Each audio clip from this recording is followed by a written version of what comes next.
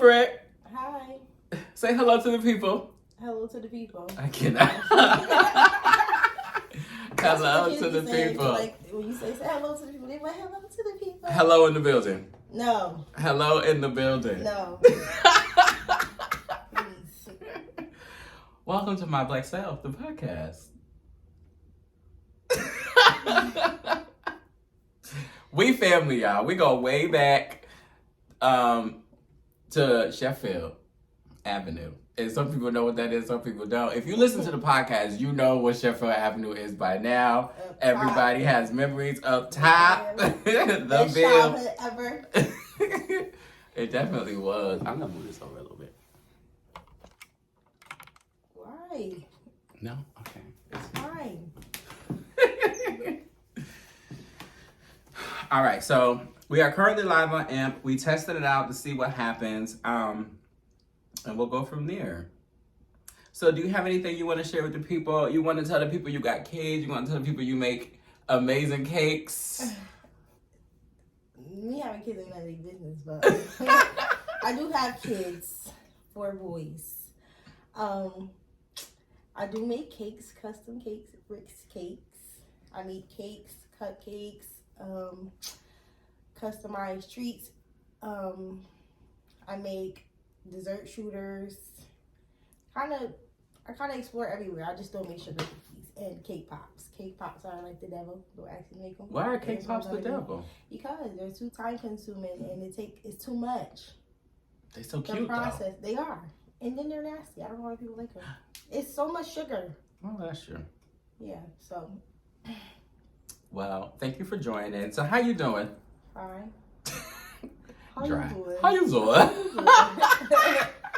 you doing? Oh, man. So we're going to jump straight into it. This is the healing era. This episode is titled Losing a Sibling. That we know, way too well. Too well.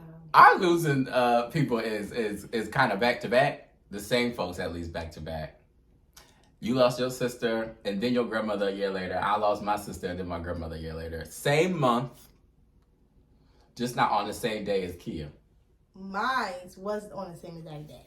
Same month and day. So, yeah, that was kind of tough. Yes. And who calling you? Yo, I'm about to be a male CNA. What up? A male CNA? Put me on your podcast. Okay, that's fine. I'm live. I'm going live. We'll go viral. Okay, all right. You stupid. We got to get started. This is what happens when you do shows with black folks. This is just what happens. She taking a call. How you taking a call in the middle of the podcast? You told me I could take it. I did tell you could take it. All right. All right, let's get back into it. So we just spoke on the passing of Kia and Miss Minder, because that's how I know her. Mm-hmm. When did Kia pass? April 2nd, 2018. April 2nd, 2018. Now, if y'all are catching on, the name is the same. Yeah, they raised me in Kia. My sister name is Lil Kia, and her sister name is Markia. Yes, we all grew up together. So I don't know if you want to touch on that day, but I remember the day like it was yesterday. Okay, so give me your take on it first. My take on the day, me and Mommy was at the house. We was living in Hamden, and she was about to get in the shower, and I don't know what I was doing. I think I was just in the closet moving stuff around like I typically do. And she got a phone call from Aunt Charlene, and all Charlene said was, "We got to get to the hospital. It's Markia." And my mother came in the room and was like, "We got to go." And I was like, ugh. I literally just was like, no. You know how you could feel certain things? You just know it's, yeah. I was like, ugh. I said, okay. And she got in the shower, and then we left. And then we came to the fucking hospital, and I was fucking devastated. I was like, what the fuck? I don't kind of even remember much about who was at the hospital. That part was kind of like, that's a big blur for me. Like, I remember bits and pieces, but trying to remember. I know it was a lot of people, but I can't even point out who was there. So, my experience from that day is that morning, me and my sister talk every single morning. She a morning person. I'm not. She could go to sleep at 3 o'clock in the morning. When it's time to get up, she getting up. When she up, like she used to be up for real. Like I just could never understand it. Like even today, like I get up in the morning, but I'm just really not a morning person. Like I want to still sleep. So at this time, King was just a baby. He was almost 1. Matter of fact, he was gonna be 1 at the end of the month. So, you know, he still go to sleep. And I used to like my morning naps. I still do. Everybody know. Yes. I like my morning naps. I don't care how old I get. I like morning naps. If I have time between my day and this morning time, I'm taking a nap. You better believe it. So this morning, she called me, like per usual. And we was just talking. We just talk like every morning. She called. Number one thing is, I'm just making sure you up for the kids for school. That's the first call, all the time. Like between her and my mother, that's the first call. Yeah, I'm up. All right. So you know, after the kids leave, everybody, like all the kids, her daughter, my kids, we just chat, whatever. We talk about whatever. It's still morning phone call. So this morning, I was like really, really tired. Like I was really tired. And she had like a habit of being nervous because she had a rare lung disease. She had been through so much with this lung disease. Do we know what it was called? No, I don't remember. It's a very long name. I know that. It's a rare lung disease. So it basically was not curable. And she had to live with this for the rest of her life. Only thing you can do is like treat the symptoms. Like the symptoms and stuff can get better, and that's it.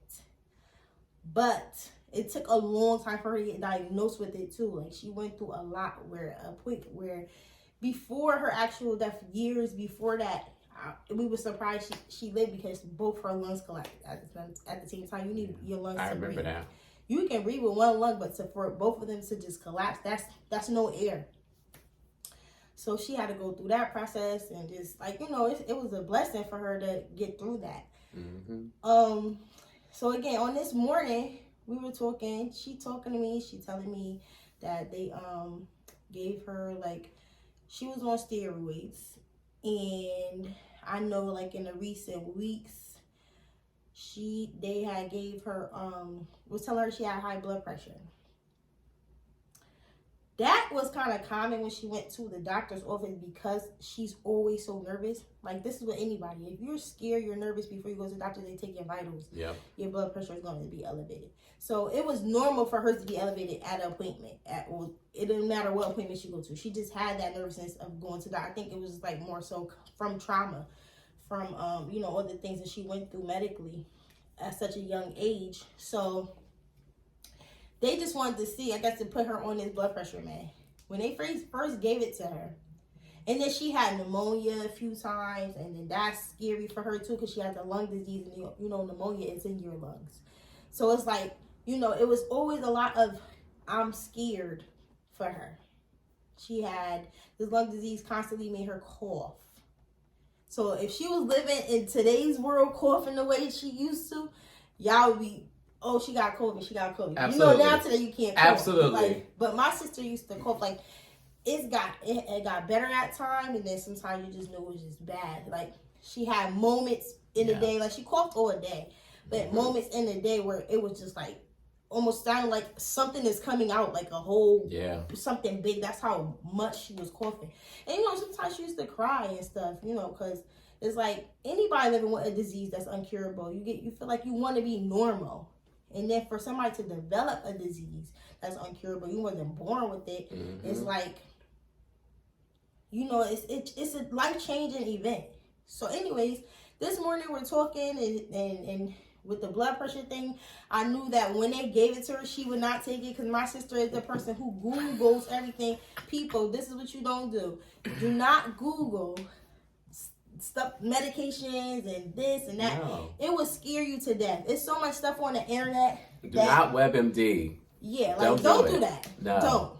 Don't. Because my sister was a nervous wreck. Like, seriously. Like, and sometimes it was hard to do it. I used to always have to, like, listen, Kia, it's not that serious. This is not going to happen. That's not going to happen. This is not going to happen. But it was just hard to even just get her to understand that. She's like, okay. Like, okay, like, it's like, that was my baby, like, my little baby. Like, even though she was my older sister, it was like, I gotta take care of this kid. So, anyways, she had the blood pressure meds prescribed to her. She would not take them. She promised everybody, I'm going to take them, I'm going to take them, I'm going to take them, I'm going to take them. She would not take them.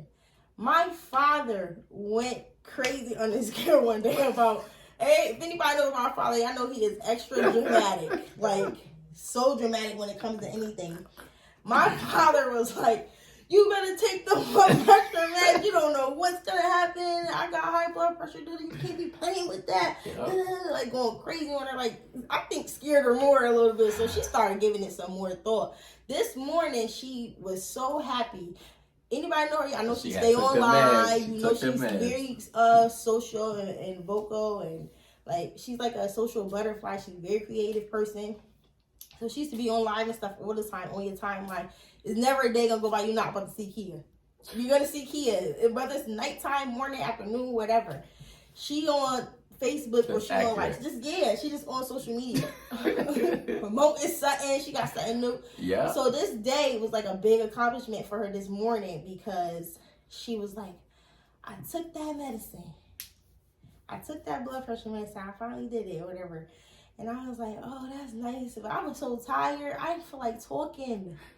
And I was like, all right, Kia, I'm about to hang up because, it's time for my morning nap. She was like, all right, well, bye. Normal, regular. We hung the phone up. I started going to sleep. She called, I found out afterwards, she called not only me that morning, but she called a lot of people with this accomplishment. Like, to you, it might sound small, just taking a medication. It's just something that just sounds small, but for her, it was big. Because of her fears with health and medications and her experience and trauma and all that stuff. So she called a lot of people that morning, which is so weird to me because that was her last morning here. And she called a lot of people that she loved and she's close to. She called her father. She called my father. She called my mom, but she was at work. I don't know if they ever spoke. I'm not sure. She called her best friend. Like, she called a lot of people. A lot of people got a call from her on that morning.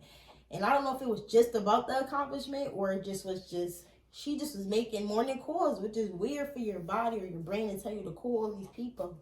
And then you were no longer with us after that. Like, at least some of us, not all of us, but we were able to hear her voice one last time. Yeah. So, I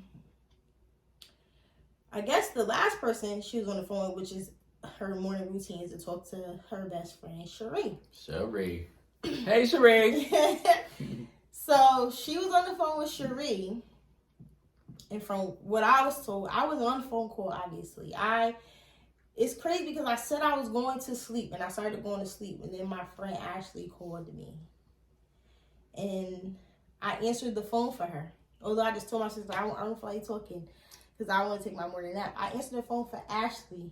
And it was like a brief conversation or whatever because we had morning talks too. I answered the phone for her. So I'm on the phone with her at this time. For somebody who's not a morning person, be talking in the morning.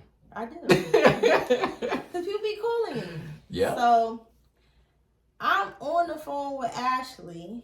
And Cherie is calling me. It's not unusual for Cherie to call me. Let's just note that. But she called me back to back. Like, back to back. So at first I was like, why is Cherie? I was like, when she called me first, I was like, oh, Cherie calling me. I was like, I don't know why she called me this early in the morning. I'm going to call her back. Her and Kia is crazy. Like, why they calling me early in the morning? I was like, I don't know what she could want, but I'm going to call her back after I hang up the phone with Ashley.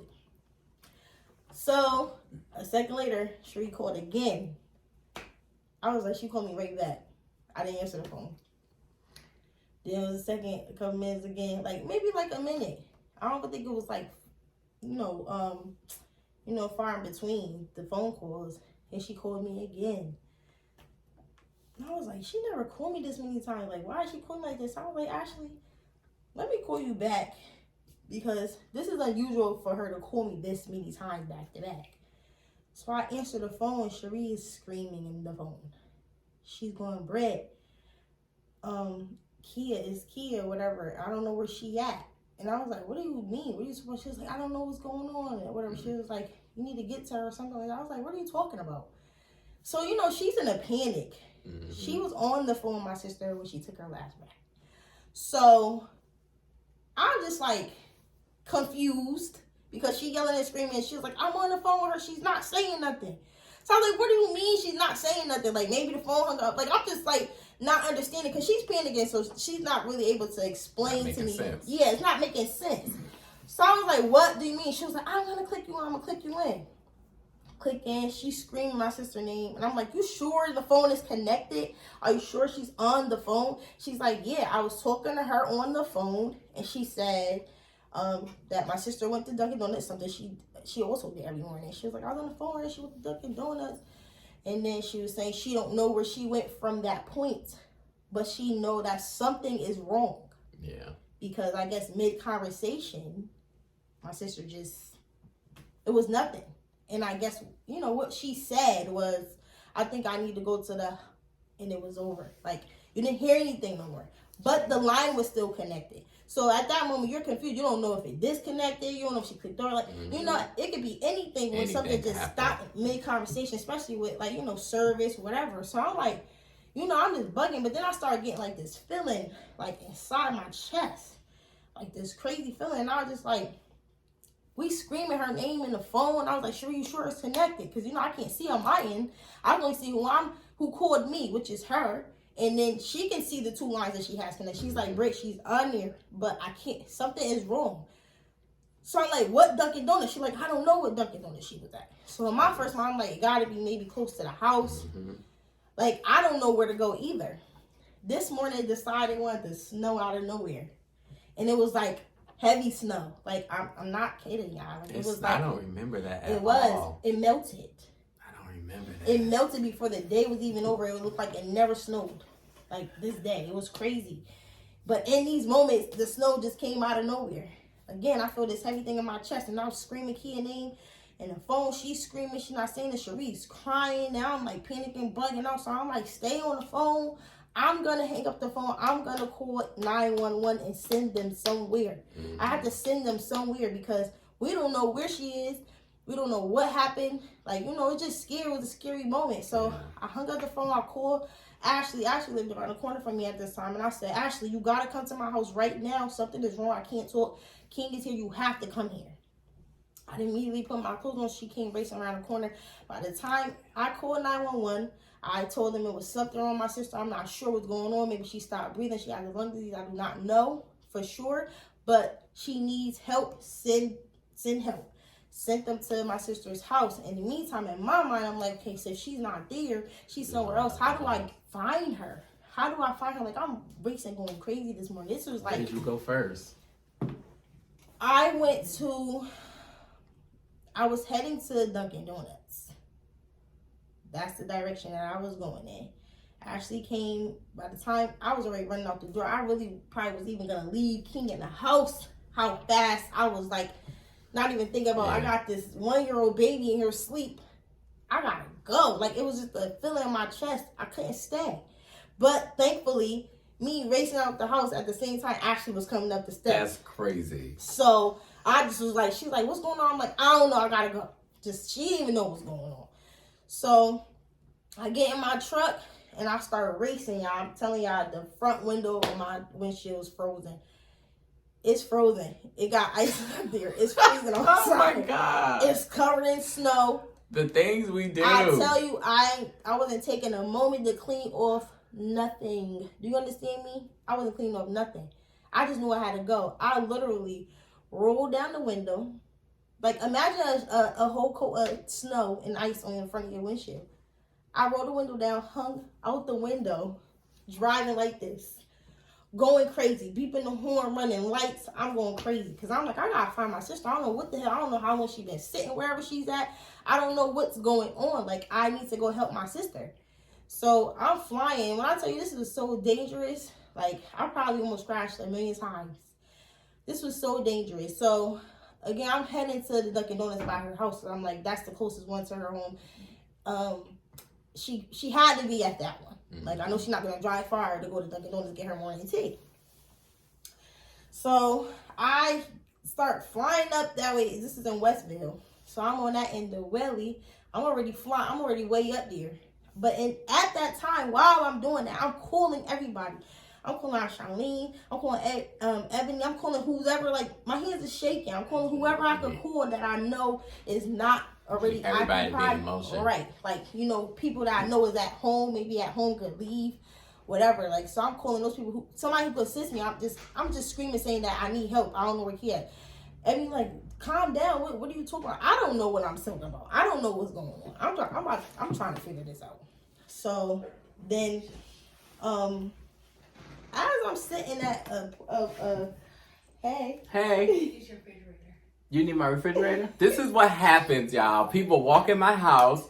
Come, hey, Melissa. What you put in the fridge? A cake. Okay. So ain't no room in there. It ain't. Move some shit around. So when this happened, I'm calling on Charlene. I'm calling everybody. Now I'm bugging out. I done scared everybody. People calling me. They calling me, but I'm hanging up on people. I'm screaming. I'm crying.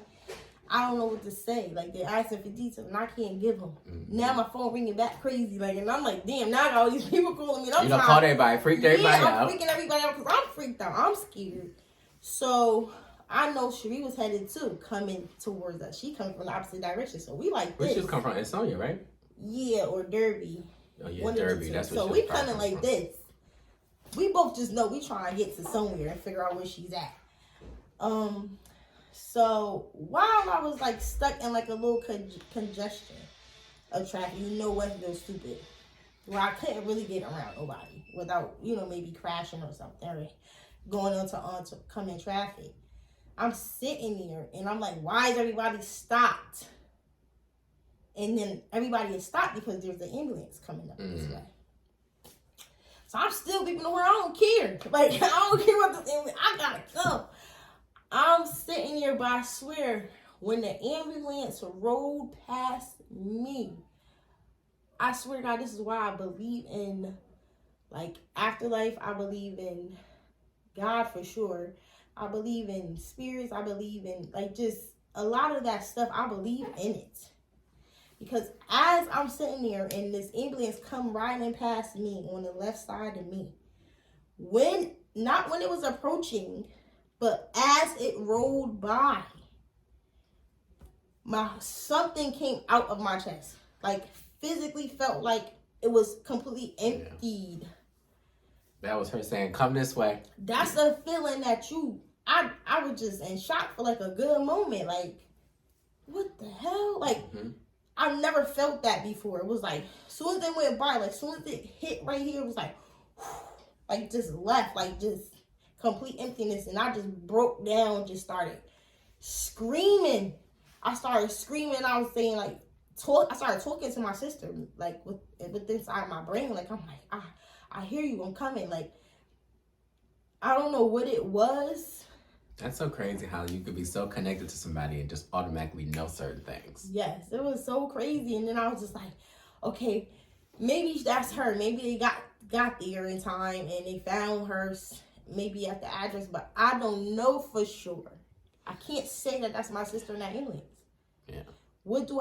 Do I turn around and follow it? But if I do that and she's still not found this way, who's going to help her? Because in my mind, living in New Haven, I'm just like, I know I called them, but that don't mean they got there fast enough. I don't want my sister to be by herself. So I made the decision on, you right here, just keep going. If she is in the ambulance, at least she heading in the right where she needs to go. At least she was in the ambulance. So I head to Dunkin' Donuts, to that parking lot. I don't see her car anywhere. When I tell you, people probably cussed me the hell out that day when I bust that U-turn in that road. Like, I bust U-turn. I'm telling y'all, snow on my windshield. I'm trying to still get it off. It ain't working good. So I'm like, all right, she ain't here. The only other place I could only just follow a path she would go to going home and hope that either she's in that route or she's at home. Or that was her in that ambulance. My The gut good feeling thing telling about me. it is, people don't. If you don't know New Haven, you know New Haven. You can get around New Haven, the whole freaking New Haven, probably in like 10 minutes. If you know how to drive, if you know how to drive. Yeah. So everything was right there in that area that you really, all those places you need to be was right there. Yeah. So I turned around, went to her house. I get there. Cherie's pulling up at the same time. I don't know how she got here so fast. Pulling up at the same time. We both getting up. We hopped up the car. We both getting out the car, and it's a police car sitting in front of her house, but I don't see nothing else. So I started going up the driveway a little bit. I'm looking around, I'm screaming at her. Now I'm asking the police officer did an ambulance come here or whatever? Because he asked me where you going, what you guys doing, whatever. He didn't know who he was, and I was like, my sister lives here. Something is wrong. I called the ambulance for her before I came here. Did they come? Why are you sitting here? But he's there because he had to respond to the call too. So he's sitting outside. He's like, oh yeah, you can't go back there. And so now I'm like, what do you mean I can't go back there? I'm just bugging. I'm like, what the hell? What's going on? Where's my sister? I'm yelling and screaming. And then he's like, they took her in the ambulance. And I'm like, is she alive? One of my first questions. And he was just like, oh, I can't tell you that. I don't know or something. You just need to get to the hospital. So I was like, is she alive? Did you see her conscious? He started doing that, running around talking. I just left. I flew to the hospital. Cherie, we flew to the hospital. When I tell you, when I got to that hospital, I'm trying to remember this part is where it got kind of blurry for me. I remember none of this. Blurry for me. That's okay, because there's some things I don't remember at all. I remember walking into the emergency room part of it, that waiting room part. Mm-hmm. Who did I see in there? I'm not sure who was in there, but I know I was yelling, I'm frantic. And then I don't know if it was Diva who came and got me from that door where they take you to the actual part where they bring in people. Kyra was there when I got there. Kyra was there too, yes. I don't know who brought me into that part. I don't know if it was people that worked there or whatever. So I get in there and then they got my aunt, my mother, people was there. So my mother works at the hospital. So of course she's called downstairs anyways. And then Diva works, a lot of my family works there. So a lot of them already there. But when I get into that room, it's a little room that they have small ass room. Yeah, and I'm just where's she at? What's going on? Is everything okay?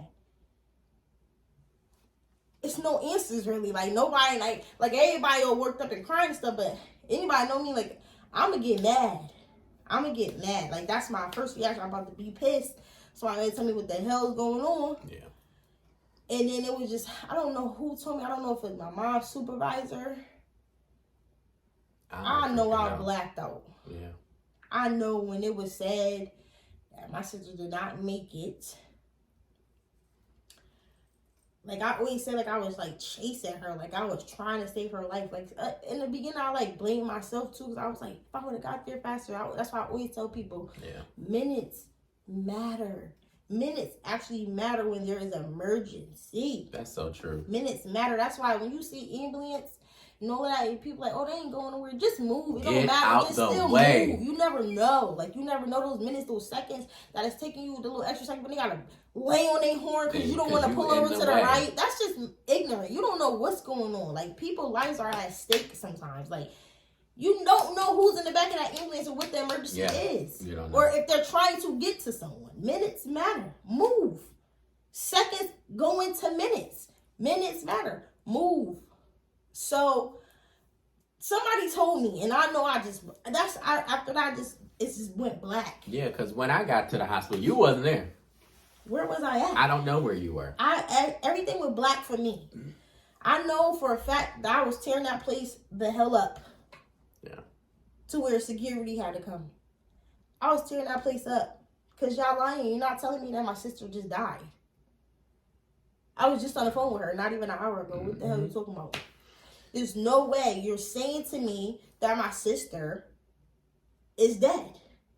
Those are not the words that you're not saying that to me. There's no way. I will kill everybody. That's when my reaction was fuck everybody up in here. I was pissed. I I do remember like banging walls and like I don't know what was going on. I was going crazy.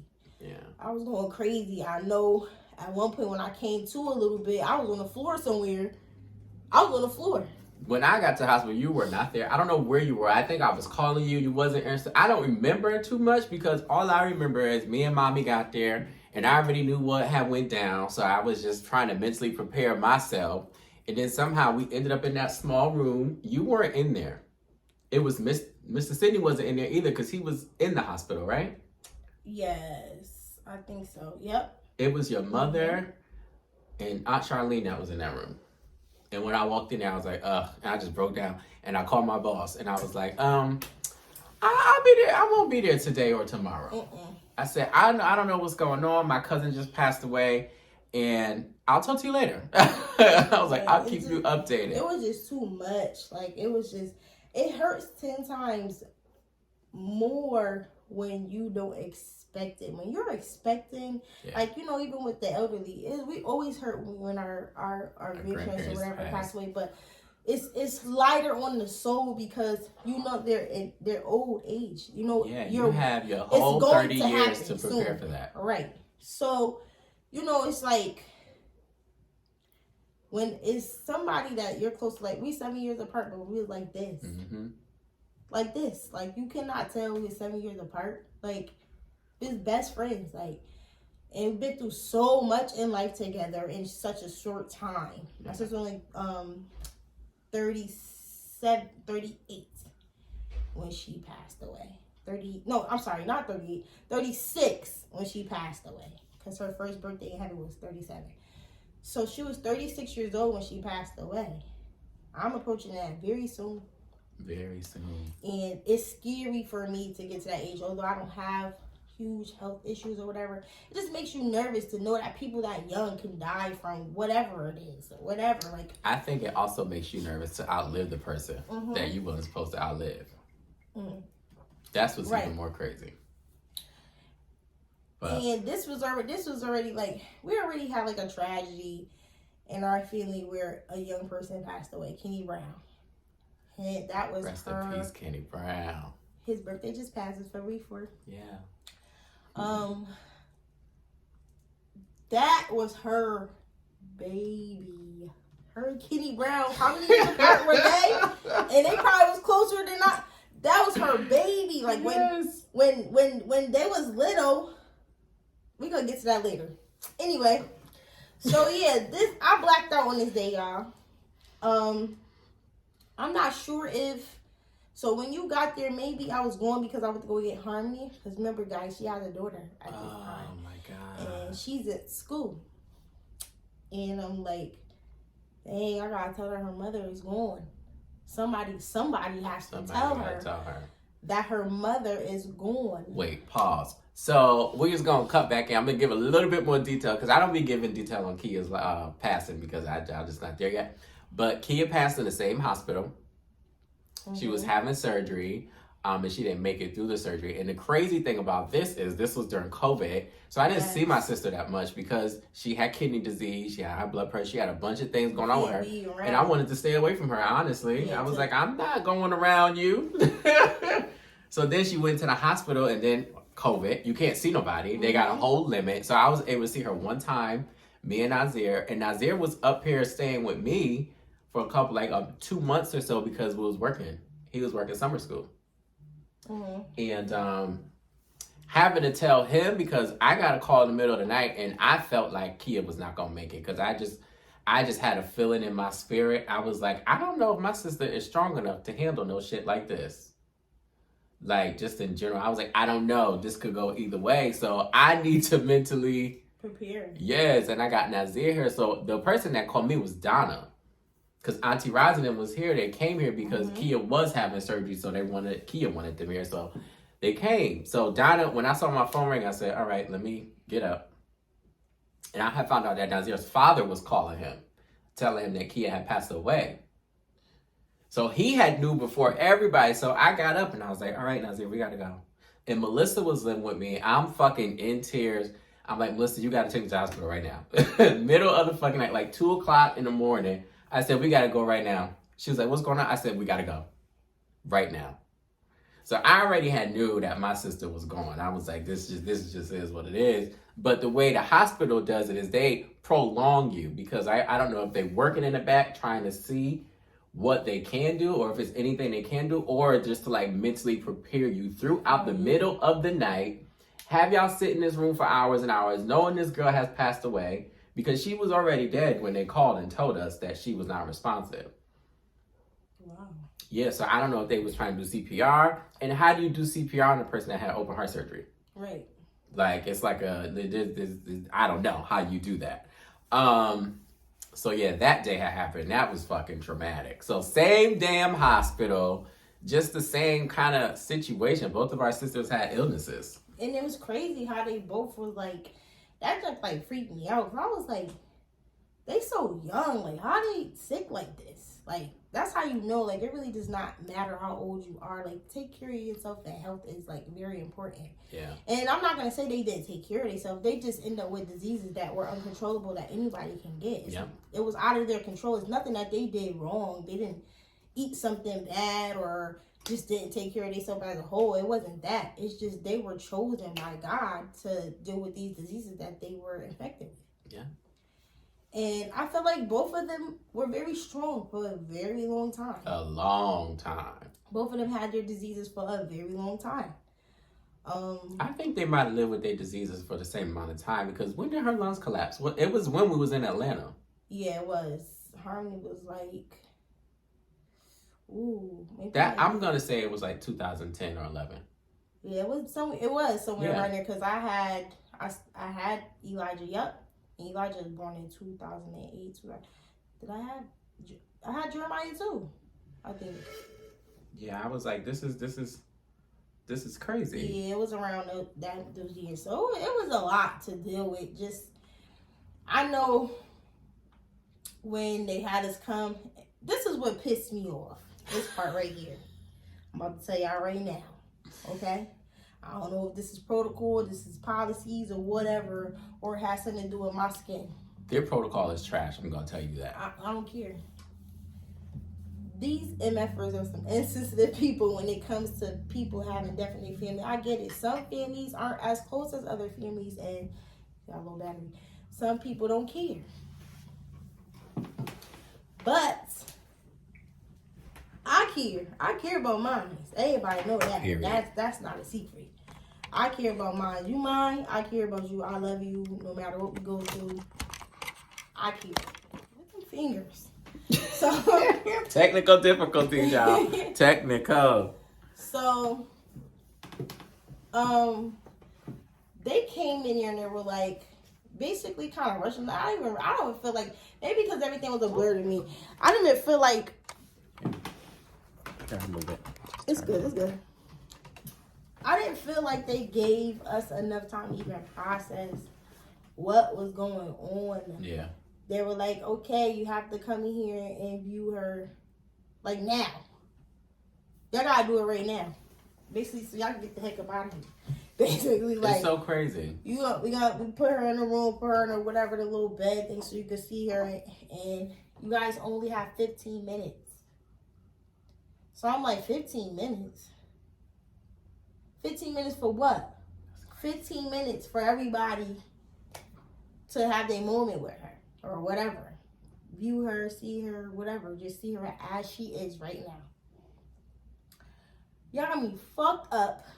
Excuse my language. That's crazy. If you think you coming up in here telling me, my mother, whoever, that we have 15 minutes to see her, and she just left this earth. We have 15 minutes as a whole, not per person, not per group, or just 15-minute window period. And then gonna say to me, so I, get going now because time is ticking. Ooh. Basically, like, the clock has started running for the 15 minutes before we even guided back to the room. Y'all got me fucked up in here. You ain't gonna tell me how long I can sit with my dead sister. No, you not. When I get up in here 15 minutes past by, guess what? If I feel like sitting here for extra 20 minutes, I'm gonna be there. Who's gonna be I didn't know they told y'all 15 minutes. That's 15 insane. minutes. 15 minutes. I was like, my sister just died. That's my sister. Like, I don't know how y'all operate in your family, but this is my sister. What are you talking about? 15 minutes? There's no way you're telling me 15 minutes. I cuss them people the hell out. 15 minutes go by, then what? Who gonna do something? Like, I'm ready to fight. Like, find somebody else to do it. Yeah, that's it. Not mine. You ain't telling me. No, not about mine. So I don't even know how long I stayed there. Actually, You it stayed probably there. wasn't even 15 minutes.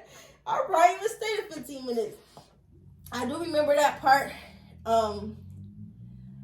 Riri was one of the person who was actually standing next to me and giving me that physical support. Yeah. When we had to stand over her, and then I was just looking at my sister like, I don't know, like, how did this just happen? I just was on the phone with you.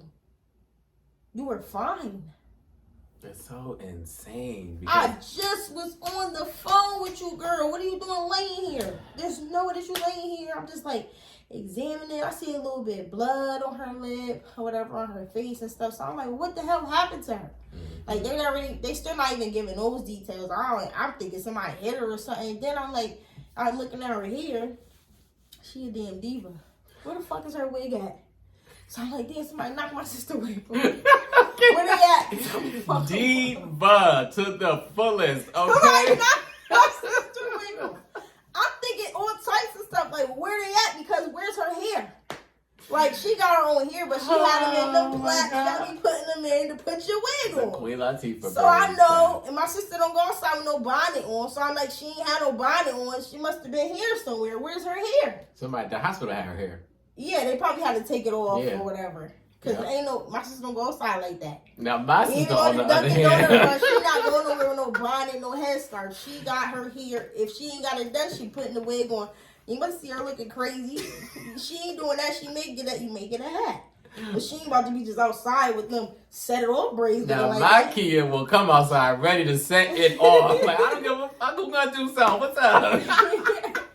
So, yeah, I just, like, looking. I'm like, I start looking at all types of details, though. Like, I'm looking at her fingers and just, like, it's just, it was, like, a moment for me that was, like, kind of, like, maybe a moment of reality. Like, this is here. This is it. This is here. This is real. This is real. This is right now. You are officially a new person.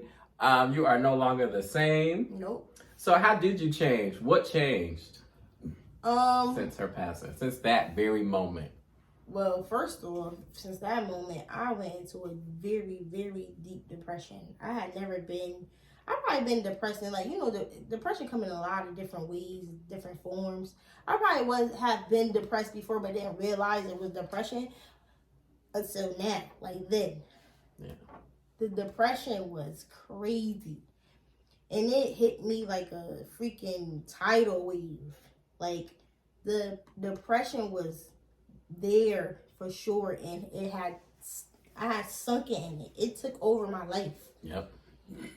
Although I thank God so much that I was still, like, in a mental state where I was capable of identifying that I am depressed and what's going on within my life, within my soul, my mind, physically, that I reached out for help.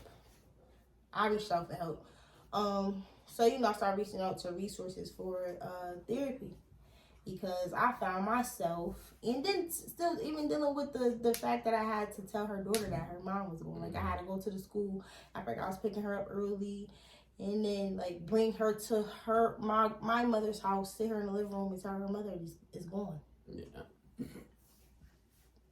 That's a big role to have to do. That was crazy. That's how I felt when like, I was as a this kid, house. It's like, I just left my mom this morning. What you mean she dead? Yeah. You know what I'm saying? Like, it was heartbreaking to have to tell her that. But that part too, that broke me a lot too. That broke me a lot. After this, and I want to say, even before the funeral, it started slowly creeping up on me. Like, when all the family started coming over, or friends, and people sending their condolences, comfort. They want to keep your mom, They want to see you every day. Like, nah. It's good. It's a lot of support. It's warming, but it's draining, guys. It's draining. It makes you tired. It's like you're already not getting no sleep. You're not getting no sleep. You planning a funeral. You really don't know what's going on, but you know you got to do all this stuff because you're on a time limit. Time limit. And you don't want your loved one looking crazy in the casket, so you got to get the ball going. And you got to go pick out the out. And then with my sister's funeral, like, it was huge. Yeah. She touched so many people. Like, I didn't even know she knew this many people. Like, throughout her life, her whole life. Yeah. She touched so many people. And because she did so many things, she supported a lot of people in their events and their projects and whatever. So she had a lot of people that she just networked with that just was affected by her death. Like, she really put a good, like, a positive impact on this world before she left here, besides her daughter. So, yeah, like, I just found myself being in my room. And mind you, I'm still a single mother. I have to take care of my kids, including a 1-year-old whose birthday is approaching. And my life was just put on a hold. Like, even my kids. Like, I didn't care about nothing and nobody. Because I'm angry. I want to know why my sister is not here. Like, why? And nobody can answer that question for me. Nobody. Even she in a better place. Yeah, she that. You're like, no. What? No.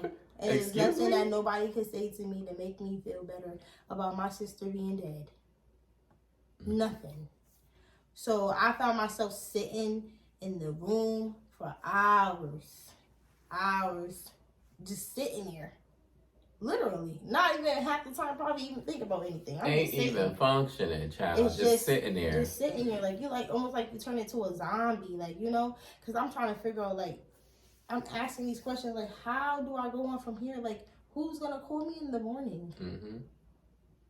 To make sure I'm up for these kids? Yeah, you're like, what's the point of Who's going to know all these inside jokes that I have that I still use today? People don't know what the hell I'm talking about. But my sister knows what I'm talking about. She ain't here with me, but she here with me. So I'm laughing at myself. I don't care. Like, it's just a lot. Like, you know, it's a lot of... I knew her all of my life, since the day I was born. Like, I've known her. So that was just like a big, huge part of me, piece of me ripped out of me. A lot of my inspiration comes from my sister and things that she did. Her creativeness, I get it from her. My creativeness, I get it from her. Same. I get it from my sister. And then my mother is very creative. She doesn't show it, but she don't. So she got it from my mother, like, you know. But my sister is like, my mom more on the shy side. My sister is not that person. She out there. She's a ball of life. Just like, boom. Who like it? Who don't like it? Whether you support it, you don't support it. This is what she doing. She putting it out there. What's up? We moving with this? Yeah. So, you know, like, I get that. I get my creativeness from her. It's from nobody else. You know, I'm a little sister, so of course you following your sister footsteps. I wanted to go to all the same school she went to. One of them I had to get taken out of. I was too bad. Shout out to my mother. I don't know. She transferred me, but she transferred me to another hood school. It didn't matter. But I'm mad they took me out the hood school. I wanted to stay in the hood school. Oh, God. We ain't going to talk about them schools you went to. Jesus. I hated him at them schools. I wanted to be, what school? Lincoln Bassett? No, St. Francis. Oh, my God. They took me out the hood school, put me in private school. I was like, pissed. why are you coming home with cursive? With cursive and a uniform. Cursive workbooks. For what? Why? Your fancy homework. Like, why he got fancy homework? His homework was mad fancy. And it was just, I hated him at the school. I hated it. So, I know the advice you gave me when Kia passed. It feels so weird saying Kia. You saying Kia, I was saying Kia. And it was... Mac, this shit is terrible. Oh, wait. So, let's do this. So, we gonna know which Kia we talking about. Call my Kia Frankie. That's her alter ego. Frankie is her alter ego. Okay. So, Frankie. Go ahead. So, you was like, I forgot what I said to you. I one thing for sure is my memory is a mess. Like, I can't remember a lot of stuff. I call it my grief brain because I don't be remembering stuff. I could easily forget some shit. But you was like, this shit is horrible. It ain't gonna get better. Yeah, it's only gonna get worse from here. So don't believe all that other bullshit that people be saying to you. And I was like, tell it straight up. I was like, well, if it's somebody I care about and I love, I'm not about to sit here with that fake bullshit. I gotta tell him what it's like for real, because he's gonna think that this is about to be a walk in the park. It's gonna get better. That's a fucking lie. It is a lie. However, it doesn't get better. It gets easier to deal with. Yes, that is true. But it don't get better. The pain's still the same. Mm-hmm. But the holidays still, they make it easier. But it's all the same, and you never know when that day gonna be worse. You could be going through the morning just happy as hell. The next minute, you know, you like, fuck. Mm-hmm. This is not a good day anymore. It was a good day, but it ain't. Yeah, I remember I told him, I was like, don't. I said, I'm not gonna sit here and tell you it's gonna get better, because it ain't. It's just not. No. It's gonna be bullshit. Just get ready. I just gotta tell him, like, be ready for them days, for the days ahead, because they are not good. All of them are. They can be good, but yeah. Knowing the relationship we had with our sisters, I'm like, listen, don't nobody understand what I'm going through but me, because of that relationship. So, and I know you have the same with your sister, so it's like, you gotta know what I'm talking about. You gotta know what I'm talking about. And then it's like we both still too. We gotta be and our uncles to their only child. I know. That was hard to even support them, and it's crazy because them little kids is strong. What generation is crazy? Yeah, but I think they're a different type of strong because they were born into their parents having illnesses. Not born into it, but like they grew up with it, and I think that's what prepared them to. And I know, like, a couple of times, like, my sister tried to prepare that for just in case, even though it scared her to death, that's a possibility. But I know she was able to prepare Harmony for. Yeah. You know, maybe this can happen. So, like, yeah, I think that makes a lot of sense. Definitely, like, we'll talk to Nazir about that. Yeah, because they grew up, like, with their parents being sick, which is unfortunate. Like, you know what I'm saying?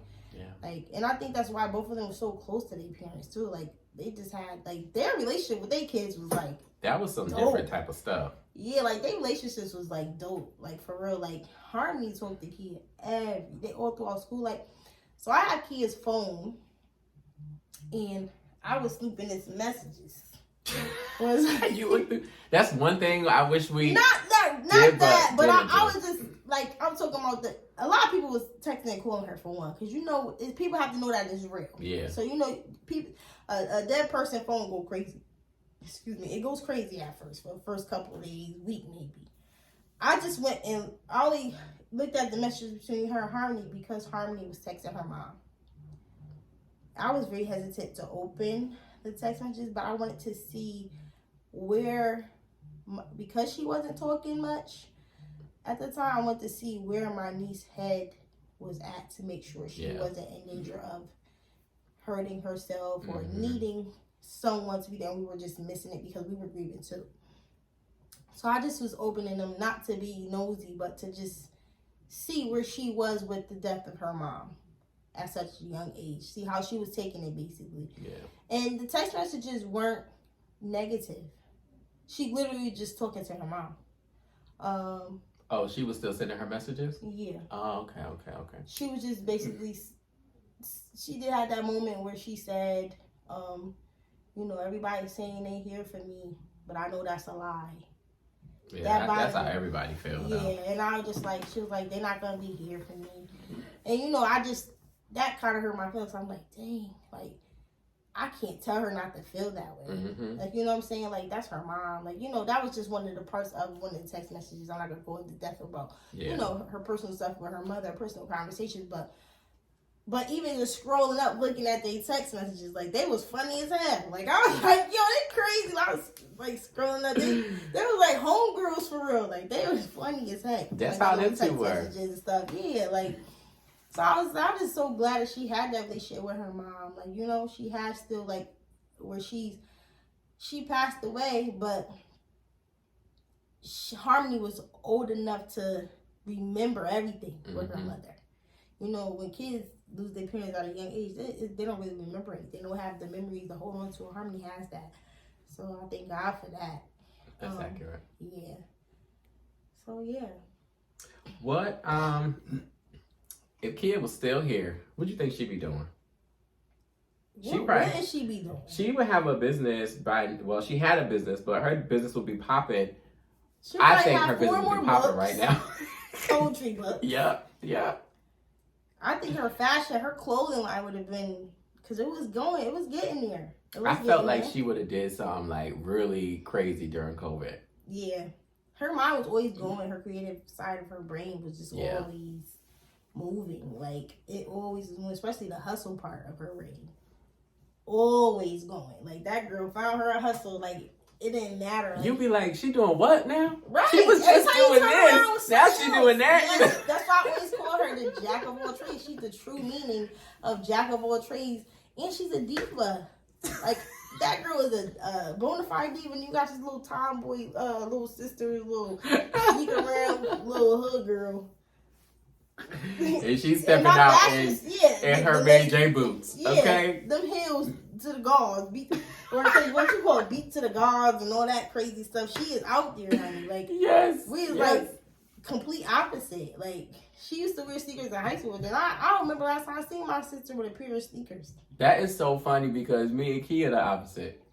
I'll be ready for the shit. Kia will throw on some stretch pants and some fucking sneakers and call it a fucking day. And call it a day in a t-shirt or a hoodie or something. Like, what you doing all that for? Like, that's how I am. But when I dress up, I do get my fashion sense from my sister. Like, I put my outfits together with her in mind. Mm-hmm. So I always say she still dressed me up because she used to dress me up. Like, when I used to, them outfits I used to put on back, that was my sister putting that stuff together. I didn't know how to put cute stuff together. Like, I know how to match stuff, but like, she just like, taught me how to like think outside the box with certain pieces of your outfit. It could just be something little small, like ring or something. Like, she's the one who got me into jewelry. Like, I have, believe it or not, guys, I have a whole collection of jewelry, costume jewelry. It's not real. I don't know if I could. What's your favorite memory of her? You probably can't pick one, but when you think about her, when people talk about her, what do you think about? What do I think about when people talk about my sister? I don't know. It's everything, so much too. Yeah, like maybe just I don't know. When people talk about her, I can just see her face for one. Her laugh is one of my favorite things. Yeah. Kia's laugh too. Kia laugh is crazy. Her laugh is crazy and loud. When his kid laugh, you're gonna be laughing for extra 5 minutes. You laughing at her because you're like, why is she laughing so hard? Hard and just like I try to remember just even something simple as her voice. That's something I don't never want to forget. Is her voice. And sometimes time goes on. It's hard. Mm-hmm. It's hard to remember someone's voice because you don't constantly hear it no more. So I do find myself like once in a blue moon, like maybe going back watching a video. But even to this day, like that can be hard sometimes. Like watching a live video of your loved one who passed away, actually alive, breathing, moving, walking, talking, doing things. Like, sometimes, and that they're not, that it's not real no more. You can't get that again. So yeah, I try to just kind of remember her voice and her personality for the most part. I'm gonna do something real stupid. What? That's probably gonna fuck me up. But I'm gonna see if I got a video of Kia laugh. I don't know if it's on my iPad though. But my thing I think about when I might have deleted them. When I think about your sister, she was like mad and her No, I think they're all on my my phone. Yeah, that's what I be thinking about. That shit always come in fresh and clean. I be like, here we go. Maybe the world will get to hear Kia's laugh. Let's see if it's in here. Oh no, it's not in here. I gotta post a picture of them two together. Is this it? Dang, the video's not in here. What before we wrap up, how do you keep your loved one's your loved one's legacy going? Like, how do you do that? That's the hard part. Okay, so in the beginning, we were just still trying to sell. She had this hair oil. Mm-hmm. And I think we have the recipe. Yeah, so we had a recipe, but she had some left too that she had already prepared. So we were just trying to, remake it, and because her daughter wanted to keep her business going for the things that she was selling before she passed away, if we could.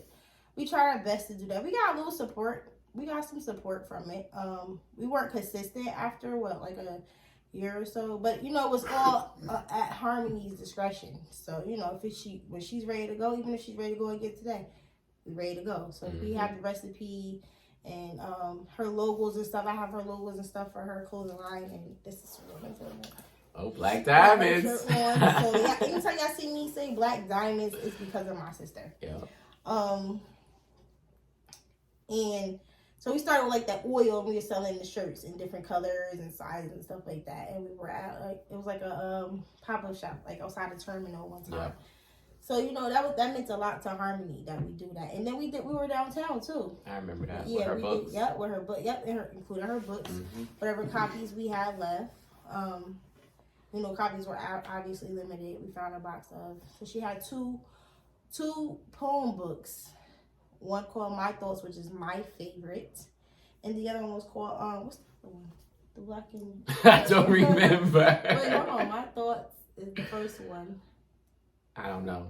Oh my God. I don't know. The other one has her face on it though. But either way, both amazing books. My Thoughts is my favorite one. My favorite one, and there were not many of those left at all. Like that one's hard to come by. So yeah, we just did that to keep her legacy going. And then again, I at first I talked about her a lot on Facebook, like post pictures and stuff. But I know people probably now today like, dang, what she forgot about her sister? She posted about these other people she lost a lot, but not her. No, I told myself for my own peace, I don't have to share her with you guys. That's accurate. And I wanted to stop sharing her with you guys because she's mine. So I will post her from time to time, but when I'm missing my sister and I'm grieving my sister, I have my own things that I do and private, where I feel like I don't have to share it with Facebook, I don't have to share it with Instagram or whatever social media platform. So I still do miss my sister every single day. There are a lot of things that happens daily in my life that reminds me of my sister or makes me wish that she was here. Yeah. So I am still grieving her terribly. Even just going to a family function, it's a lot of moments where I'm like, my sister was here, this would be funny, or this would we'd be cracking up. I still miss my sister. Certain shows come on. So just because you don't see me posting her I was going crazy at first, share her with the world does not mean that I don't miss her, because I do. You know what movie I be wanting to watch, but I probably have not watched it since it's been a very long time. All About the Benjamins. I love that movie. I finally watched. I finally started watching the Medea plays because I wouldn't watch them. Why? Because we used to watch them all the fucking time. We watched them probably every day for a minute. My sister's favorite movie is The Color Purple, and ironically, that is my favorite color. But I don't know if you guys remember me posting when I was me and you was never part. I posted as a part of a post for my sister before, because we still do that. Oh. We used to do that, just acting stupid. Color Purple is a long movie, but we used to just, it was funny to us, not funny, not the storyline wasn't funny, but me and my sister are the jokesters, so we used to just say stuff funny, Do you have any advice for the listeners? As far as what? The grieving process? As far as the grieving process, yes. Grieve in a way that's good for you. Don't let anyone tell you how to grieve. Grieve in a way that works for you. Try to find what techniques will help you get through the grieving process, because it's a never-ending thing when you lose somebody so close to you. It does not just end. It could be a song, it could be a car, it could be a place, it could be an object that's going to, out the blue, just change your whole mood because it reminds you of that person that you lost. You can honestly, looking at that tissue box can make me if it reminded me of my sister in any way, or a memory of her, I can start bawling out crying right now. Grieving is not easy. Take your time. Don't let nobody put a timestamp on how long you can or cannot grieve. It does not have a time. It's all up to you and how you process the death of your loved one. So That's accurate. Again, just don't let nobody force you into anything. And then therapy is not for everybody either. If therapy doesn't work for you, don't do it. It helped me, but it may not help you. Mm-hmm. So find your own niche at what's going to help you get through that process, and then just try your best to stick to it. And you know, better days are ahead. Better days are definitely ahead. They're just they just at the next couple of exits. Yes. Further up, you got to switch over from 85 north to 75, and then you got to go 84. Then somehow you end up in Jersey somewhere. That's you don't it. know where you're going. You don't know where you at. You never been to Jersey before. You don't know where you at. So you know, it's a long process. Yeah. Don't expect for it to be okay overnight, in a week, in a year. Just breathe and make sure, or try. Don't make sure, but try to be aware of what's happening to you. That's it. And you have to be one thing you do have to be is realistic with yourself. Because as long as you deny it, that's like sending you down. You be stuck in the denial process for a very long time. Yeah. So you know what? That part makes it easier too. Once you come to a point where you basically accept it. I want to say it's like acceptance, and visiting people's sites. Let me say this, because I had a rough time with that. Before we even close this out, let me just say this, that it is hard. People think going to a gravesite where they find a resting place is the easiest thing, because it's already done. It's there. We know this is here. They're in the ground. You could just go here. No, not at all. No. It took a while for me to get to that point to where I can visit my sister. Even still today, I will go visit other loved ones before my sister. It's still, I don't visit her as much in the year. And it does make me feel upset, because I feel like, do she think I'm leaving her alone? When I know that's just her physical body. Yeah, that's not where her spirit is. So then, that gives me peace too. But it's just, I can't go so much to see her in that state. Looking down on the ground, it's too. Sometimes it's overwhelming for me. Then I have my days where I'm just okay. Like, I'm gonna bring my sister some flowers today. I'm gonna go clean off her gravesite. I'm gonna go do this. I'm gonna do that. It took me a long time to get to that point, and I felt like before I was able to visit her gravesite on my own, to where I was comfortable to do so, where I wouldn't break down and cry, I was forced. And I did not like that at all, not one bit. Being forced is not a good feeling, guys. Don't feel like because your family members are going, you or gotta your go. friend is You going, don't have to go. or this person going, and that's your sister, you gotta be there, or that's your brother, you gotta be there. This is your mother, you gotta be there. This is your father, you gotta be there. This is your cousin, your grandfather, your grandmother. No, you do do not have to go if you are not ready. Don't go if you are not ready, because it does not help the healing process. It does not. It does not help. It doesn't. I remember I went with Mommy and Nazir because they really wanted to go. His mother's there or something like that. Yeah, you force yourself. I was like, I'm never doing this again. I told them, I said, I am never coming here ever again. Yeah. Y'all can come here as much as y'all want. I will drop you off or whatever we need to do, but I am not coming here again. Yeah, it's like almost like people around you make you feel like you're obligated to do it, and you're not. Yeah.